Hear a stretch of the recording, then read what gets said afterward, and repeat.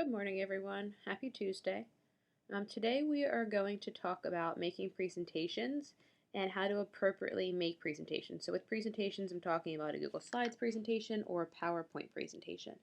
What I want you to do is open up your 8.7 document from yesterday that you took your vocab down on, and just like last week, underneath that table, add some bullet points, and I want you to add notes from this presentation, or if it's dealing with a specific vocab word, you can add it right to that cell that the vocab word is in.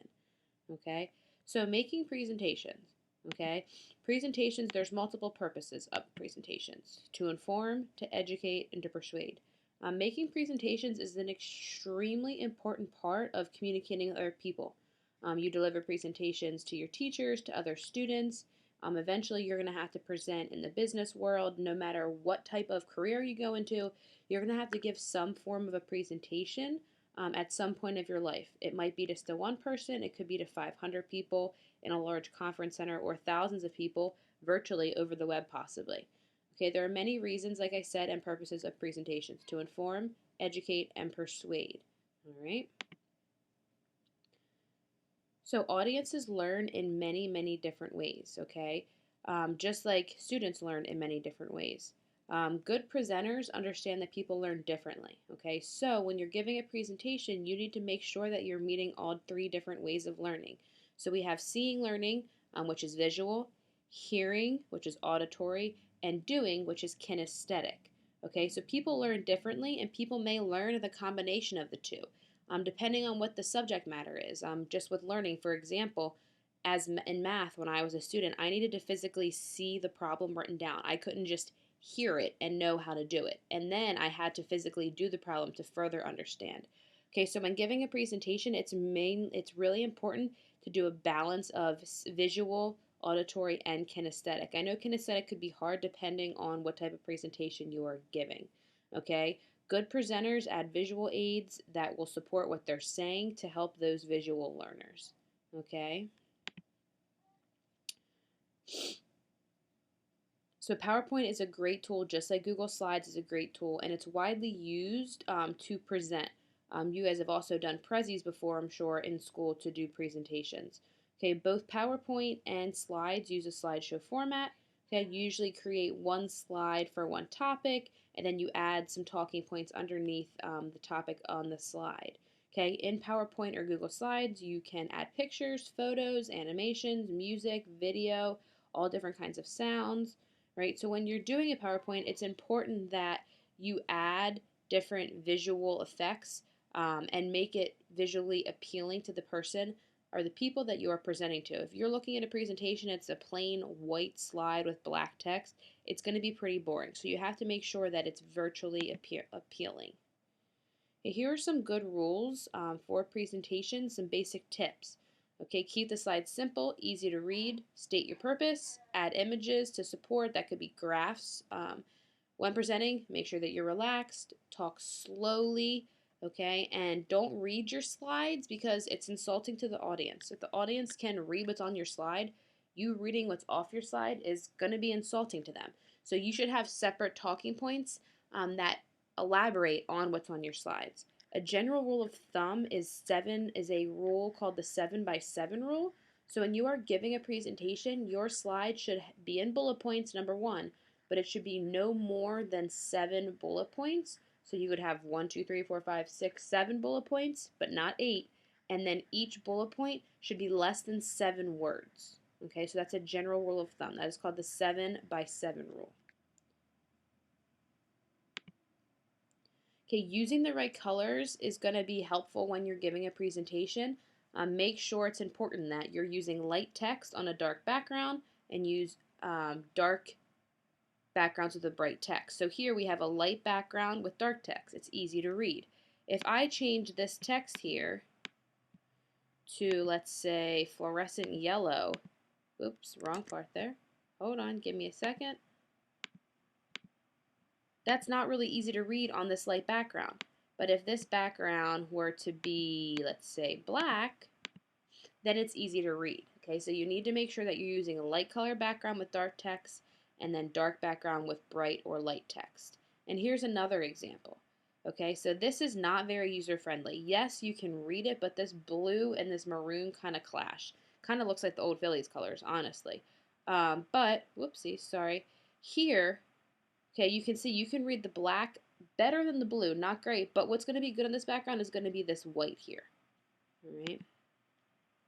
When you are presenting, you should rule of thumb for the text on the slide is going to be 18 to 24. This is 24 here. And then use a larger font up in the title. So that's going to be 28. So usually 28 or 30, 18 to 24 for the text that's on the slide. Okay, make sure it's clean. Like I said, 7 words per bullet point. Okay, limit what you put on each slide. Okay, and make sure you're taking your own speaker notes so that you're not reading word for word off of the slide. And make sure that when you are doing this that you are consistently formatting your slides so they all look like they belong together.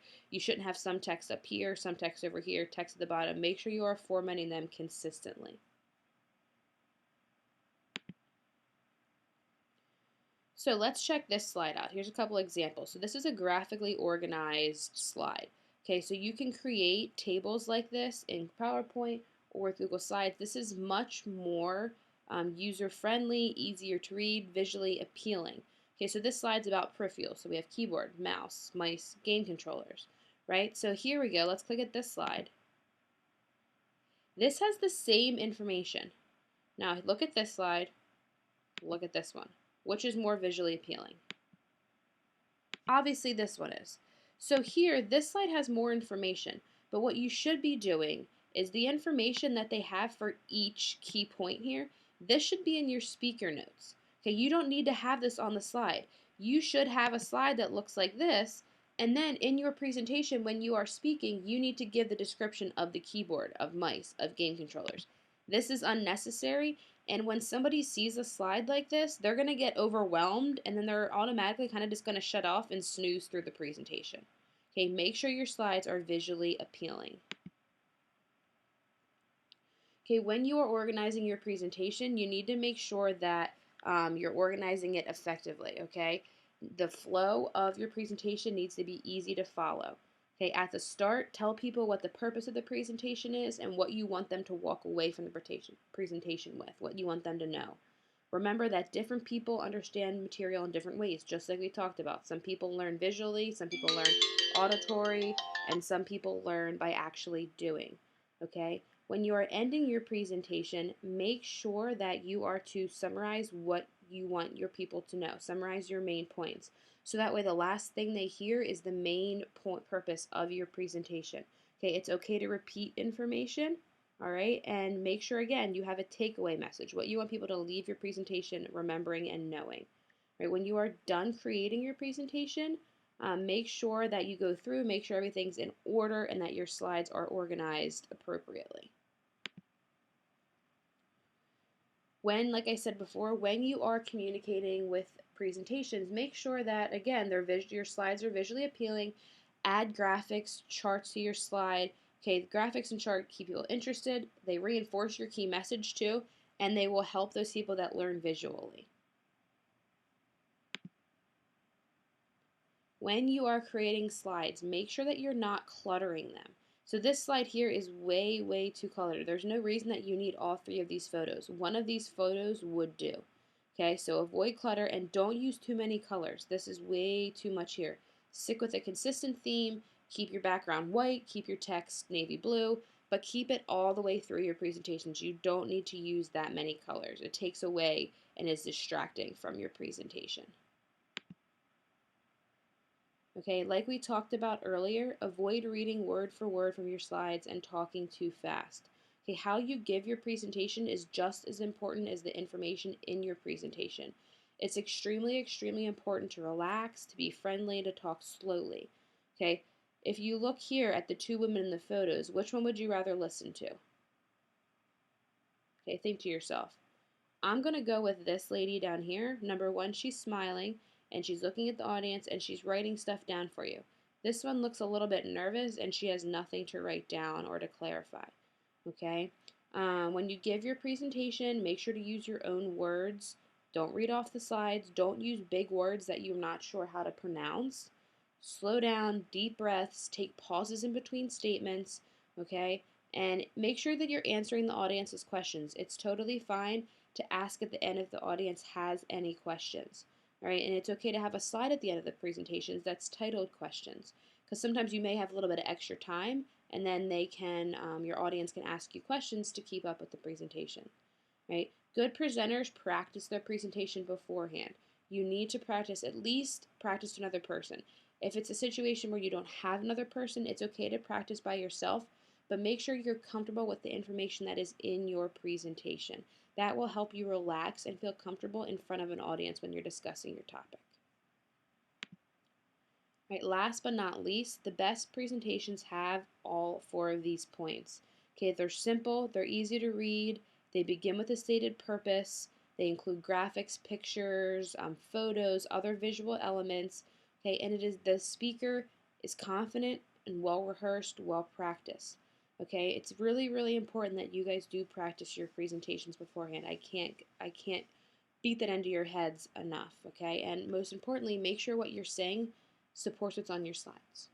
Right? If you guys have any questions about this, go ahead. You can reply on Band or shoot me an email. Have a great day.